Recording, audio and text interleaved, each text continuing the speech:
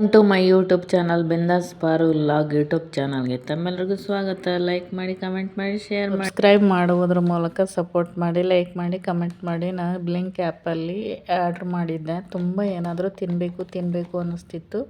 ಹೊರಗಡೆ ಹೋಗೋದಕ್ಕಾಗಲ್ಲ, ಹಾಗಾಗಿ ಆರ್ಡ್ರ್ ಮಾಡಿದೆ. ಏನಾದರೂ ತೊಗೊಳ್ಳೋಣ, ತಿನ್ನಬೇಕು ಅನಿಸುತ್ತೆ ಅಂದರೆ ಆರ್ಡ್ರ್ ಮಾಡಿದ್ರೆ ಒಂದು 20 ಮಿನಿಟ್ಸಲ್ಲಿ ಬಂದುಬಿಡುತ್ತೆ. ಇದು ನನಗೆ ಈಸಿ ಆಯಿತು. ಏನೇ ಬೇಕಿದ್ದರೂ ಅಂಗಡಿಗೆ ಹೋಗೋಕ್ಕೆ ಬೇಜಾರು ಅನಿಸುತ್ತೆ. ಈ ಥರ ಆರ್ಡ್ರ್ ಮಾಡಿದ್ರೆ ತರಿಸ್ಕೋಬೋದು. ಇದು ಸಬ್ಜಾ ಸೀಡು ತುಳಸಿ ಪಿಜ್ಜಾ ನೋಡಿ. ಇದು ತುಂಬ ಹೀಟ್ ಆಗಿಬಿಟ್ಟಿದೆ ನನಗೆ.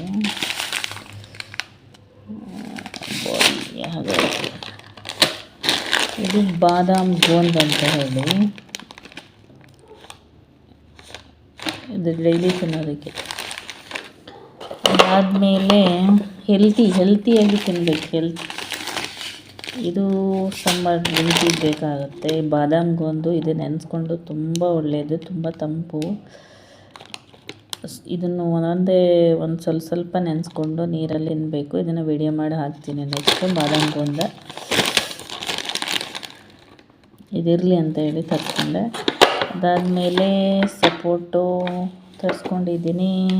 ಹಾಗೆ ಟೈಮ್ ಪಾಸಿಗೆ ಅಂತ ಹೇಳಿ ತಿನ್ನೋದಕ್ಕೆ ನಾನು ನೋಡಿ ಆಮ್ಲ ಕ್ಯಾಂಡಿ ತರಿಸ್ಕೊಂಡಿದ್ದೀನಿ.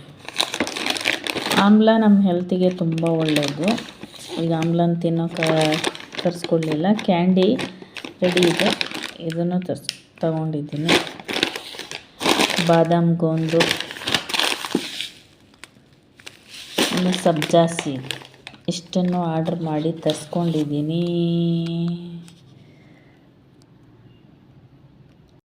ತಿನ್ನಲೇಬೇಕು ಇವಾಗ ಫ್ರೆಂಡ್ಸ್, ನೋಡುವ ಹೇಗಿದೆ ಅಂತ.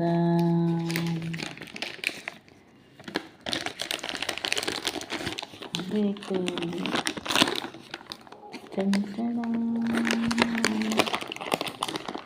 ನೋಡುವ.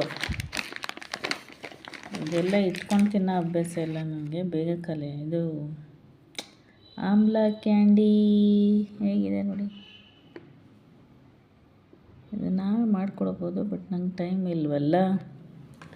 ಆಮ್ಲ ಕ್ಯಾಂಡಿ ತುಂಬ ಒಳ್ಳೆಯದು, ತಿನ್ನಿ. ಮಕ್ಕಳಿಗೆಲ್ಲ ಈ ಥರ ಕೊಡಬೇಕು. ಸುಮ್ಮನೆ ಕುರ್ಕುರೆ ಇದನ್ನು ಕೊಡೋ ಬದಲಾಗಿ ಈ ಥರದವೆಲ್ಲ ಕೊಟ್ಟರೆ ತಿನ್ಬೋದು. ನಂತೂ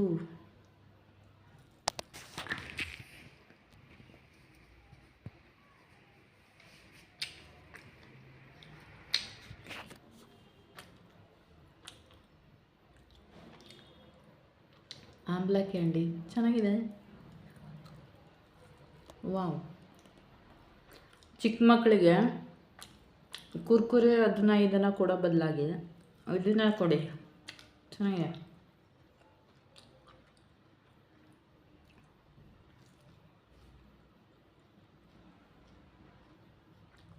ನಾನು ಫ್ರೀ ಇದ್ದಾಗ ತಿನ್ನೋಕ್ಕೆ ಅಂತ ತೊಗೊಂಡಿದ್ದೀನಿ.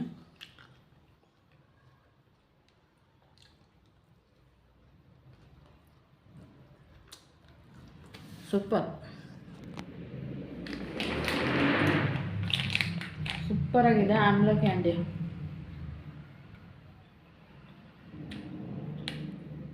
ನನಗೆ ಏನಾದರೂ ತಿನ್ನೋದಕ್ಕೆ ಇರಬೇಕು. ತಿನ್ನೋಕ್ಕಿದ್ಬಿಟ್ರೆ ಅದರಂಥ ಖುಷಿನೇ ಇನ್ನೊಂದಿಲ್ಲ. ಇದೆಲ್ರಿಗೂ ಗೊತ್ತು, ನಮ್ಮ ಫ್ಯಾಮಿಲಿಗೆಲ್ಲ. ಚೆನ್ನಾಗಿದೆ, ಸೂಪರ್. ನಾವು ಚಿಪ್ಸು ಇದನ್ನು ತಿನ್ನೋ ಬದಲಾಗಿ ನಾನು ಆಲೂ ಚಿಪ್ಸ್ ತಿಂತೀನಿ. ಅದು ಇವಾಗೆಲ್ಲ ಬಿಟ್ಬಿಟ್ಟಿದ್ದೀನಿ. ಈ ಥರ ಒಳ್ಳೊಳ್ಳೆ ತಿನ್ನಬೇಕು, ಆರೋಗ್ಯದ ಕಡೆ.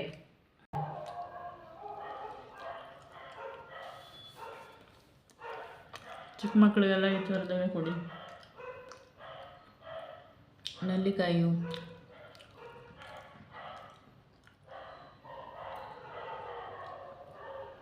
ಸೂಪರ್.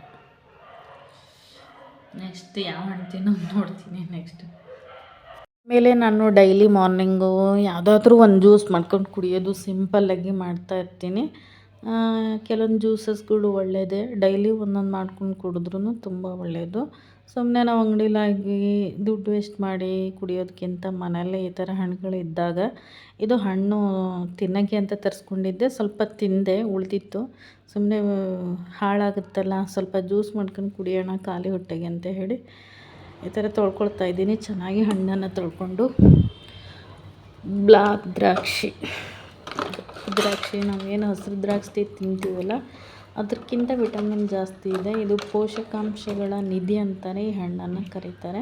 ತುಂಬ ವಿಪರೀತ ಪೋಷಕಾಂಶಗಳು ನಮ್ಮ ಮನುಷ್ಯನ ಬಾಡಿಗೆ ಇದರಲ್ಲಿ ಸಿಗುತ್ತೆ.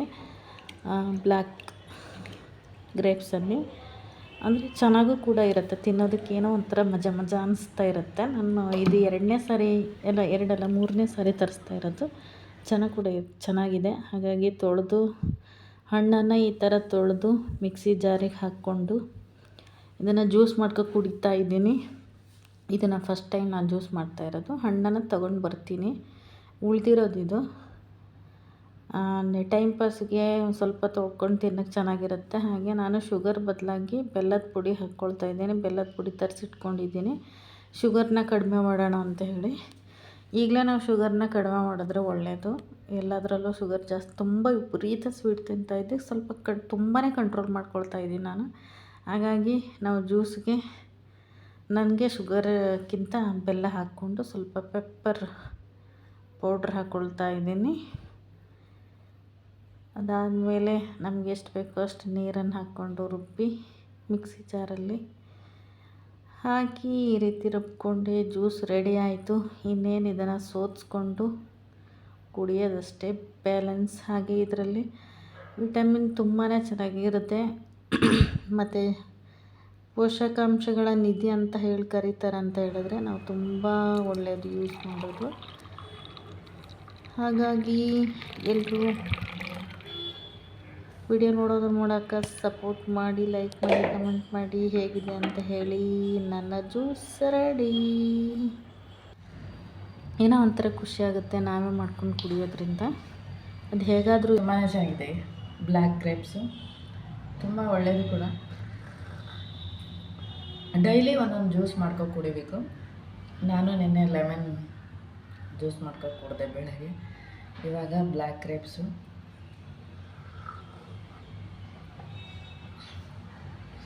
ಚೆನ್ನಾಗಿದೆ, ಬೆಲ್ಲ ಹಾಕಿರೋದ್ರಿಂದ.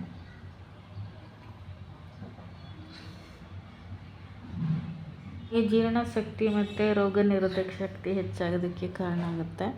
ಹಾಗಾಗಿ ಹೆಚ್ಚಾಗಿ ಹಣ್ಣನ್ನು ಬಳಸಿ. ಆ ಹಸಿರು ಹಣ್ಣಕ್ಕಿಂತ ಈ ಹಣ್ಣೆ ತುಂಬಾ ಚೆನ್ನಾಗಿರುತ್ತೆ. ಸ್ವೀಟ್ ಕೂಡ ಇರುತ್ತೆ ಮತ್ತು ಹೆಲ್ತಿಗೂ ತುಂಬ ಬೆನಿಫಿಟ್ಸ್ ಇದೆ. ಹಾಗಾಗಿ ಎಲ್ಲ ಹಣ್ಣುಗಳ ಜ್ಯೂಸನ್ನು ನಾವು ಕುಡಿಬೇಕು. ನಾವೇ ಮಾಡ್ಕೊಂಡು ಕುಡಿಯೋದು, ಸ್ವಲ್ಪ ನಾವು ಮಾಡಿದ್ವಿ ಅನ್ನೋ ಒಂದು ಫೀಲ್, ನಾವೇ ಮಾಡ್ಕೊಂಡು ಕುಡಿದ್ವಿ ಅನ್ನೋ ಫೀಲು ತುಂಬ ಚೆನ್ನಾಗಿರುತ್ತೆ. ಹಾಗಾಗಿ ನಾನು ಎಲ್ಲ ಟ್ರೈ ಮಾಡ್ತೀನಿ. ಇದಾದಮೇಲೆ ನೋಡಿ, ಇದು ನಮ್ಮ ಅಮ್ಮನ ಸೊಪ್ಪು ಅಂತ ಹೇಳ್ಬೋದು.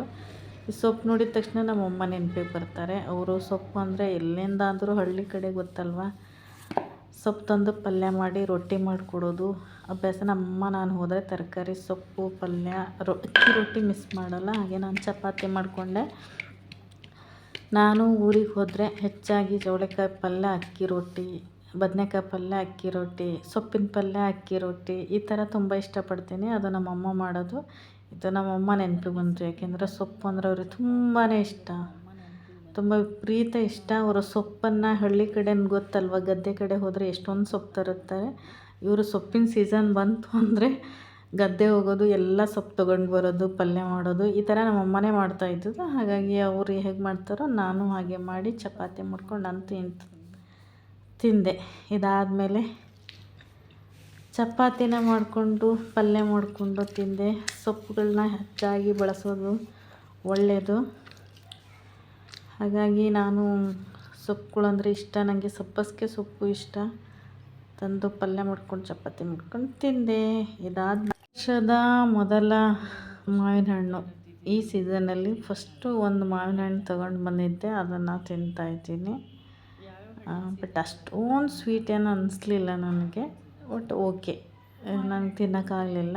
ಈ ವಿಡಿಯೋ ನೋಡೋರು ಲೈಕ್ ಮಾಡೋದ್ರ ಮೂಲಕ ಕಮೆಂಟ್ ಮಾಡಿ ಶೇರ್. ಎಲ್ಲ ಕಡೆ ಲಾಗ್ ಮಾಡ್ತಾ ಇರ್ತೀನಿ. ಇದು ಒಂದು ವಿಡಿಯೋ ನೋಡಿ, ಇದರಲ್ಲಿ ಒಬ್ಬರು ಡೆತ್ ಆಗಿದ್ದಾರೆ. ಎಷ್ಟೊಂದು ವಿಡಿಯೋದಲ್ಲಿ ಮಾಡಿರೋ ವಿಡಿಯೋದಲ್ಲಿ ಎಷ್ಟೋ ಜನ ನಮ್ಮ ಸಂಬಂಧಿಕರೇ ಡೆತ್ ಆಗಿದ್ದಾರೆ. ಬಟ್ ಯೂಟ್ಯೂಬಲ್ಲಿದೆ. ಇದು ಯೂಟ್ಯೂಬ್ ನೋಡಿದಾಗ ಅವರು ಜೀವಂತವಾಗಿದ್ದಾರೆ ಅಂತ ಅಂದ್ಕೊಳ್ಳೋದಕ್ಕೆ ಒಂದು ಸಾಕ್ಷಿ ಆಗುತ್ತೆ. ಯೂಟ್ಯೂಬಿಂದನೂ ಎಷ್ಟೊಂದು ಬೆನಿಫಿಟ್ ಇದೆ ನೋಡಿ. ಹಾಗೆ ಲೈಕ್ ಮಾಡಿ, ಕಮೆಂಟ್ ಮಾಡಿ, ಶೇರ್ ಮಾಡಿ. Thank you.